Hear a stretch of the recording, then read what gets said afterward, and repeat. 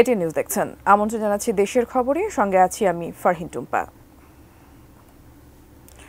বিস্তারিত। নদী খাল দূষণমুক্ত এবং দখল হওয়া বনের জমি উদ্ধারে উচ্ছেদ অভিযান চলছে গাজীপুরে। পুবাইলে বালু নদী, শ্রীপুরে লবণদহ নদী দখলমুক্ত এবং বিভিন্ন হাজা মজা পুকুর পরিষ্কার পরিচ্ছন্নতার কাজ শুরু করেছে জেলা প্রশাসন। দূষণ এবং দখলে অস্তিত্ব সংকটে একসময়ের প্রমত্তা লবণদহ ও বালু নদী। একদিকে প্রভাবশালী দখলদারদের থাবা, অন্যদিকে কলকারখানার বর্জ্যে মরণদশা নদী দুটির। লবণ সাগর ছিল অনেক আগে, এখন খাল আকারে এটা পানি চলাচলের জন্য আমাদের চলতেছে আর কি। আমরা চাই এই ময়লাগুলো যাতে এখানে না থাকে, সরকারের কাছে এটাই আমাদের দাবি। দিনে দিনে ব্যাহত হয়েছে বনের বিস্তীর্ণ জমি। বন বিভাগের জমি ফিরিয়ে আনতে চলছে অভিযান। সম্প্রতি উপদেষ্টা সৈয়দা রিজওয়ানা হাসান গাজীপুরে মতবিনিময় সভা করেন। পরিবেশের সুরক্ষায় নদী দখল ও দূষণমুক্ত করার তাগিদ দেন তিনি। অবৈধ দখলদারদের হাত থেকে বনের জমি উদ্ধারেরও নির্দেশ দেন। আপনার কাছে তালিকা আছে যে কারা কারা দূষণ করছে, তাদের বিরুদ্ধে নিয়মিত কাজ শুরু করেন। আমার 64টা জেলায় লাখে লাখে দূষণকারী, আমার ওইদিকে না যেয়ে আমি যদি একটু ফোকাস থাকি, লবণদহ নদী যারা দূষণ করছে তাদেরকে আমি অনলাইন মনিটরিং এর আন্ডারে আনবো এবং আপনারা নিয়মিত পানি পরীক্ষা করবেন। প্রয়োজনে আমরা নদী বাঁচাতে 2-1টা শিল্প কারখানা বন্ধ করে দেব। প্রতিটি জেলায় একটি করে নদী দখল ও দূষণমুক্ত করার নির্দেশনার প্রেক্ষিতে গাজীপুরে বালু নদীকে বেছে নিয়েছে জেলা প্রশাসন। নদী আসলে দূষণ হয় যুগের পর যুগ ধরে, সেটাকে আমরা যদি রাতারাতি তার দূষণমুক্ত করে ফেলতে পারবো যদি বলি, এটা আসলে ঠিক হবে না। তবে আমাদের কার্যক্রম শুরু হয়েছে এ বিষয়ে। একই সাথে চলছে লবণদহ নদীর নাব্যতা ফিরিয়ে আনা এবং মজা পুকুর সংস্কারের অভিযান। Raihan Munshi, desk report, ATN news. কুষ্টিয়ায় অস্বাভাবিক হারে বেড়েছে সিজারিয়ান সেকশনের মাধ্যমে সন্তান প্রসবের প্রবণতা। বছরে জেলায় 70 থেকে 75% শিশুই জন্ম নেয় সিজার অপারেশনে। ভুক্তভোগীদের অভিযোগ, ডাক্তার ও নাম সর্বস্ব ক্লিনিক মালিকরা স্বাভাবিক ডেলিভারি না করিয়ে অকারণে সিজার করান, যার কারণ তাদের বাণিজ্যিক মনোভাব। কুষ্টিয়া প্রতিনিধি শরীফুল ইসলামের পাঠানো তথ্য ছবি নিয়ে ডেস্ক রিপোর্ট।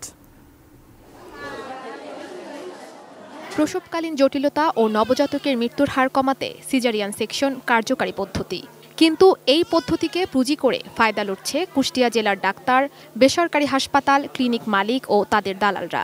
প্রয়োজন ছাড়াই করা হচ্ছে অস্ত্রোপচার। তাতে সময়ের আগেই জন্ম হচ্ছে অনেক শিশুর। নবজাতকরা আক্রান্ত হচ্ছে জন্ডিস, অ্যাজমা, কাশি, জ্বরসহ নানা রোগে। অতিরিক্ত অর্থের যোগান দিতে হিমশিম অবস্থা হয় অনেক পরিবারের। এর আগের দাম আমার সিজার আছে, এজন্য আর কি আমরা নরমাল ডেলিভারি যাই না। আমরা বললাম আমার টাকা পয়সা নেই, আমরা নিতে পারবো না, আর রোগীর অবস্থা ভালো না, আপনি সিজার করে দেন। মাজা ব্যথা করে, তারপরে অনেক গর্ভবতী মায়ের অনেক জটিলতাও বাড়ে। কাউন্সেলিংটা যদি ঠিকমতো হতো তাহলে সিজারিয়ান প্রসিডিউর সম্পর্কে মানুষ ভালো জানতে পারতো। বিশ্ব স্বাস্থ্য সংস্থা পরামর্শ দেয়, কোনো দেশে সিজারিয়ানের মাধ্যমে শিশু জন্মদানের হার যেন মোট জন্মহারের 15% বেশি না হয়। অথচ বাংলাদেশে সিজার অপারেশনে শিশু জন্মের হার 8 গুণ বেড়েছে। 2023-24 সালে কুষ্টিয়া জেলায় জন্ম নেয়া প্রায় 50,000 শিশুর মধ্যে 35 থেকে 37,000 শিশুরই জন্ম হয়েছে সিজারিয়ানে। হুয়ের পর্যবেক্ষণ, প্রতি 10 জনের মধ্যে 6 জনেরই সি সেকশন এড়ানো যায়। আমাদের দেশের মানুষজন চায় কি আমার রোগীর নর্মাল ডেলিভারি হবে, সেটা একজন ডক্টরের হাতেই হবে। কিন্তু ট্রেন্ড নর্মাল ডেলিভারি করার যে আমাদের সাহায্যকারীরা আছে গোটা ওয়ার্ল্ডে, তারাই নর্মাল ডেলিভারি করে। সব জায়গায় কিন্তু আমাদের এএনসি নামক অ্যান্টিনেটাল চেক আপ, আমাদের যে মায়েদের যে সেবার ব্যবস্থা রয়েছে, তখন কিন্তু কাউন্সেলিং করা হয় এবং পর্যায়ক্রমে এটা কমছে। সিজারিয়ান ডেলিভারির কারণে অনেক প্রসূতি নানা জটিলতায় ভোগেন। অদক্ষ চিকিৎসকের হাতে মা ও নবজাতকের প্রাণহানিও ঘটে। সন্তান প্রত্যাশী দম্পতিকে সঠিক কাউন্সেলিং করা গেলে অকারণ সিজারিয়ান কমে আসবে বলে মনে করেন অভিজ্ঞ চিকিৎসক ও সচেতন মহল। Ishrat lima, desk report, ATN news. BDR সদস্যদের পুনর্বহালের দাবিতে কয়েকটি জেলায় মানববন্ধন করেছেন চাকরিচ্যুত বিডিআর সদস্য এবং তাদের পরিবারের সদস্যরা। বেলা 11টায় যশোর প্রেস ক্লাবের সামনে বিডিআর কল্যাণ পরিষদ যশোরের সমন্বয়ক ওয়াহিদ খানের নেতৃত্বে ঘণ্টাব্যাপী মানববন্ধনে অংশ নেন চাকরিচ্যুত 163 বিডিআর সদস্যের পরিবারের সদস্যরা। একই দাবিতে সকালে লক্ষ্মীপুর বিডিআর কল্যাণ পরিষদের ব্যানারে মানববন্ধন ও লিফলেট বিতরণ করেন বিডিআর ও তাদের পরিবারের সদস্যরা। মাগুরা ও জয়পুরহাটেও মানববন্ধন কর্মসূচি পালন করেন ভুক্তভোগী পরিবারের সদস্যরা।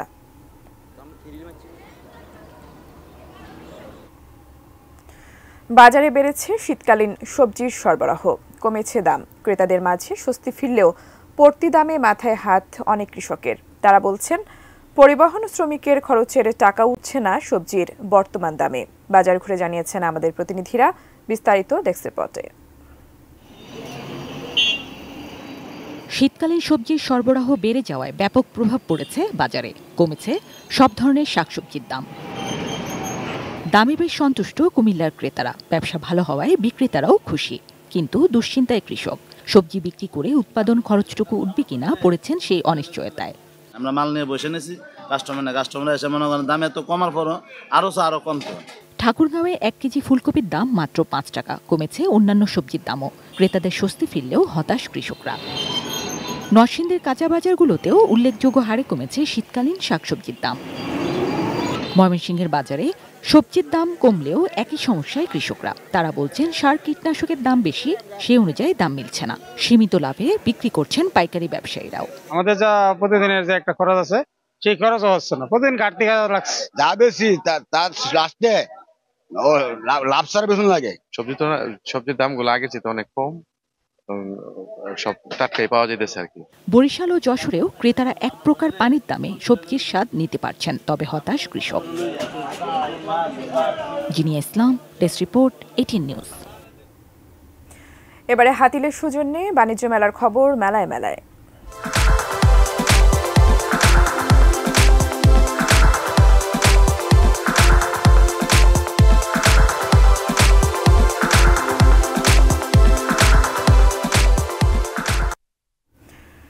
রাজধানীর পূর্বাচলে চলছে 29তম ঢাকা আন্তর্জাতিক বাণিজ্য মেলা। মেলার খবর জানিয়েছেন সহকর্মী মাহাদি সেকেন্দার।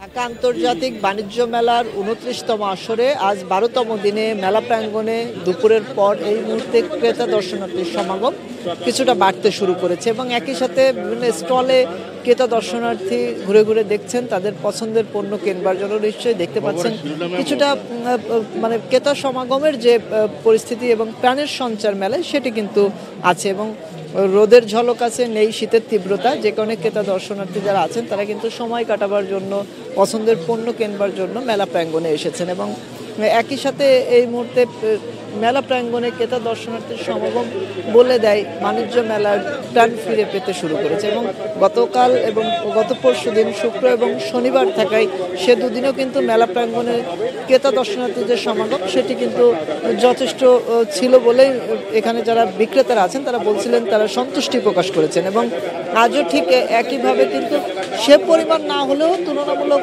কম, তারপরও মেলা প্রাঙ্গণে ক্রেতা দর্শনার্থীদের যে সমাগম সেটি দেখে বিক্রেতা যারা আছেন তারা বলছেন যে আরও সময় আছে, আরও দিন আছে, সে সময়ে বেচা বিক্রি যেটি সেটি আরও বাড়তে থাকবে। তো সব কিছু মিলে আমি যদি বলি এখানকার নিরাপত্তা ব্যবস্থা, উন্মুক্ত প্রাঙ্গণে ঘুরতে পারা এবং সব কিছু মিলে বাণিজ্য মেলা নিয়ে ক্রেতাদের সন্তুষ্টির কথা যেমন আছে আর অভিযোগ আছে, যেহেতু এখানে আন্তর্জাতিক বাণিজ্য মেলা সেক্ষেত্রে দামের বিষয়টি এবং একই সাথে বিদেশি স্টলের অংশগ্রহণ নিয়ে। তো এই ছিল আমার কাছে ঢাকা আন্তর্জাতিক বাণিজ্য মেলার 29তম আসরের 12তম দিনে পূর্বাচল থেকে সর্বশেষ।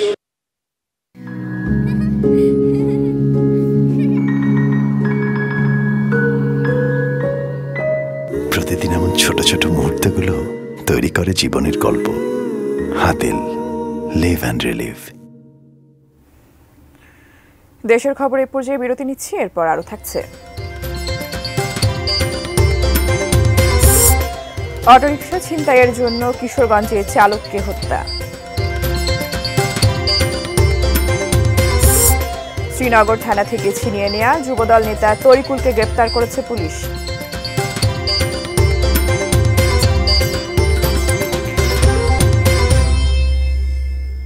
বিরতির পর আবারও আমন্ত্রণ দেশের খবরে। ধন্যবাদ সঙ্গে থাকার জন্য। চাঁপাইনবাবগঞ্জে বরেন্দ্র বহুমুখী উন্নয়ন কর্তৃপক্ষ বিএমডি এর সেচ যন্ত্র অপারেটর নিয়োগে উঠেছে অনিয়মের অভিযোগ। নিয়োগের রাজনৈতিক বিবেচনা ও ঘুষের বিনিময়ের অভিযোগ তুলেছেন প্রার্থী ও কৃষকরা। তালিকা প্রকাশের পর নিয়োগ বঞ্চিতদের হুমকির মুখে অফিসে যেতে পারছেন না বিএমডিএ কর্মকর্তারা। চাঁপাইনবাবগঞ্জ থেকে মোহাম্মদ নাদিম হোসেনের তথ্য ছবিতে ডেস্ক রিপোর্ট। বরেন্দ্র অঞ্চলের কৃষি প্রায় পুরোটাই সেচ নির্ভর। গ্রামীণ অর্থনীতিতে গভীর নলকূপ অপারেটরদের ভূমিকা গুরুত্বপূর্ণ। 1 বছর মেয়াদী খণ্ডকালীন অপারেটর কাম রেকর্ড কিপার নিয়োগ দিয়ে থাকে বরেন্দ্র বহুমুখী উন্নয়ন কর্তৃপক্ষ বিএমডিএ। সেই নিয়োগ নিয়ে তোলপাড় শিবগঞ্জের গ্রামগুলোয়। চাকলা গ্রামের শাহজাদা ইসলাম 19 বছর ধরে গভীর নলকূপের অপারেটর হিসেবে কাজ করছেন। এবছর বাদ পড়েছেন তিনি। তার জায়গায় নিয়োগ দেওয়া হয়েছে বিশ্ববিদ্যালয়ের এক শিক্ষার্থীকে। ফলে পানি পাওয়া নিয়ে শঙ্কা করছেন ওই নলকূপের আওতাভুক্ত চাষিরা। বর্তমানে যিনি পেয়েছে উনি তো রাজশাহীতে থাকে, উনি তো এখানে থাকে না, এখানে সে চালাবে কিভাবে? সে যে কখন আসতে পারবে না পারবে। একজন স্থায়ী বাসিন্দা থাকা সত্ত্বেও তানোরের একজন ক্যান্ডিডেট কিভাবে ডিপটা তার নামে কিভাবে ডিপটা করা হয়। চাঁপাইনবাবগঞ্জের 5 উপজেলাতেই বিএমডিএর গভীর নলকূপ ও সেচ যন্ত্রের অপারেটর নিয়োগ নিয়ে উঠেছে অভিযোগ। ছাত্র গৃহিণী বা স্কিমের আওতায় জমি নেই এমন ব্যক্তিও নিয়োগ পেয়েছেন। এক উপজেলার নলকূপে নিয়োগ দেওয়া হয়েছে অন্য উপজেলার বাসিন্দাকে। যে বরেন্দ্র প্রকল্প এই বাংলার মাটির মানুষের জন্য করা হয়েছিল, আর এই প্রকল্পকে আজকে রাজনীতির প্রেক্ষাপটে নিয়ে যাওয়াতে যে বিশৃঙ্খলা সৃষ্টি করেছে, এটা বড় দুঃখের বিষয়। নিয়োগ পরীক্ষার ফলাফল প্রকাশের পর বিপাকে পড়েছেন বিএমডিএর কর্মকর্তারা। হুমকির মুখে তারা অফিসেও যেতে পারছেন না। তবে অনিয়মের কোনো অভিযোগ সত্য নয় বলে দাবি নির্বাহী প্রকৌশলী। অপারেটর পরিচালনার ক্ষেত্রে তার মধ্যে সে যোগ্যতাটা আছে কিনা, সে একটা স্কিমের কৃষকগুলোকে সংগঠিত করতে পারবে কিনা, এবং বিশেষ করে আরেকটি শর্ত যেটা হলো যে সরকারি যে নিয়ম, সে নিয়ম মোতাবেক পরিচালনার করার তার সামর্থ্যটা সেটা তার আছে কিনা, এটা আমরা একেবারে প্রথমেই দেখেছি। এরই মধ্যে নিয়োগ বাতিলে 2 শতাধিক আবেদন জমা পড়েছে বিএমডিএ জেলা প্রশাসক ও উপজেলা নির্বাহী কর্মকর্তাদের কার্যালয়ে। Shakil Aziz, desk report, ATN news. ফরিদপুরের নগরকান্দায় বাস ও ট্রাকের মুখোমুখি সংঘর্ষে 2 যাত্রী নিহত হয়েছেন, আহত হয়েছেন 30 জন।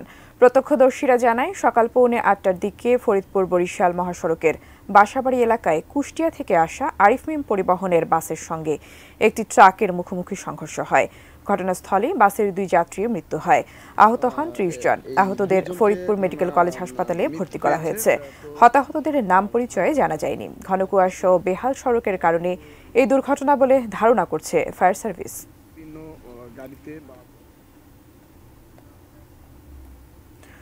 কিশোরগঞ্জে মীর হোসেন নামে এক অটোরিকশা চালককে হত্যা করেছে দুর্বৃত্তরা। সকালে সদর উপজেলার বিসিক শিল্পনগরীর পাশের ধানক্ষেত থেকে তার মৃতদেহ উদ্ধার করেছে পুলিশ। পুলিশ জানায়, নিহত মীর হোসেন কিশোরগঞ্জ পৌরসভার পূর্ব তারপাশার বাসিন্দা।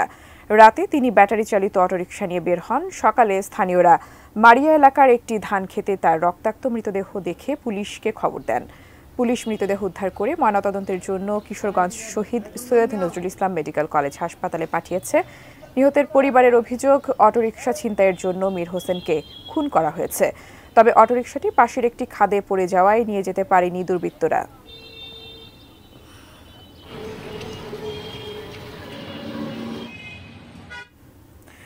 দেশের খবরে পর্যায়ে আবারও বিরতি নিচ্ছি, সাথেই থাকুন।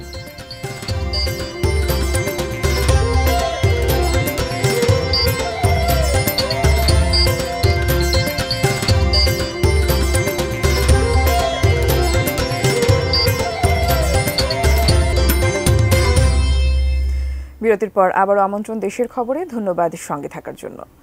মুন্সিগঞ্জের শ্রীনগর থানা থেকে ছিনিয়ে নেয়া যুবদল নেতা তরিকুল ইসলামকে আবারও গ্রেপ্তার করেছে পুলিশ। শনিবার রাতে উপজেলার দেউলভোগ থেকে তাকে গ্রেপ্তার করা হয়। তরিকুল ইসলাম উপজেলা সদরের পশ্চিম দেউলভোগ গ্রামের বাসিন্দা। তিনি শ্রীনগর উপজেলা যুবদলের যুগ্ম আহ্বায়ক ছিলেন। শ্রীনগর থানার পরিদর্শক মোহাম্মদ আজাদ রহমান জানান, শুক্রবার সন্ধ্যায় একজনকে মারধরের অভিযোগে দায়ের মামলার এজাহারভুক্ত আসামি হিসেবে তাকে গ্রেপ্তার করে পুলিশ। এর 4 ঘণ্টা পর স্থানীয় শতাধিক বিএনপি, যুবদল ও ছাত্রদলের নেতাকর্মীরা থানা ঘেরাও করে তাকে ছিনিয়ে নিয়ে যান। আইনশৃঙ্খলা রক্ষাকারী বাহিনীর কাজে বাধা দেওয়ার অভিযোগে তরিকুল ইসলামকে যুবদল থেকে বহিষ্কার করা হয়েছে। ফল কাটার ছুরি দিয়ে 2 জনকে হত্যা ও 4 জনকে জখম করেন শাহীন। চাঁপাইনবাবগঞ্জে আলোচিত মাসুদ রানা ও রায়হান আলী হত্যা মামলার প্রধান আসামি শাহিন রেজা সহ দুজনকে গ্রেপ্তার করার পর এই তথ্য জানিয়েছে পুলিশ। সকালে নিজ কার্যালয়ে জোড়া খুনের বিষয়ে প্রেস ব্রিফিংয়ে পুলিশ সুপার মোহাম্মদ রেজাউল করিম জানান, গত শুক্রবার রাতে ঢাকার সাভার থেকে শাহিন ও ময়মনসিংহের ভালুকা থেকে গ্রেপ্তার করা হয় আরেক আসামি সামাদ আলীকে। পরে তাদের তথ্যের ভিত্তিতে হত্যাকাণ্ডে ব্যবহৃত ছুরিটিও উদ্ধার করা হয়। পুলিশ সুপার আরও জানান, ব্যক্তিগত বিরোধের জের ধরে এই হতাহতের ঘটনা বলে আদালতে স্বীকারোক্তিমূলক জবানবন্দি দিয়েছেন শাহিন রেজা। গত 17 ডিসেম্বর রাতে নাচল উপজেলার মল্লিকপুরে ছুরিকাঘাতে মারা যান একই উপজেলার মাসুদ রানা ও রায়হান আলী, আহত হন আরও 4 জন।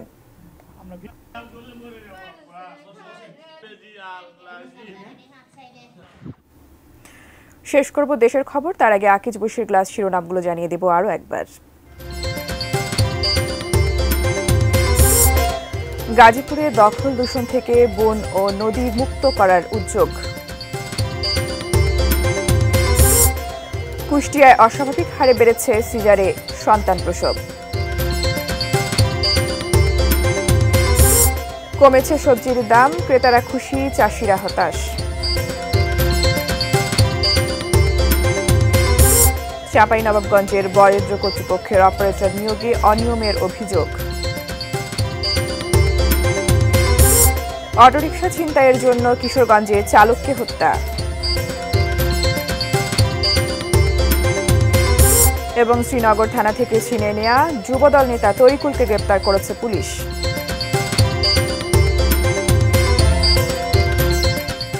এই ছিল দেশের খবর, সঙ্গে থাকার জন্য ধন্যবাদ সবাইকে।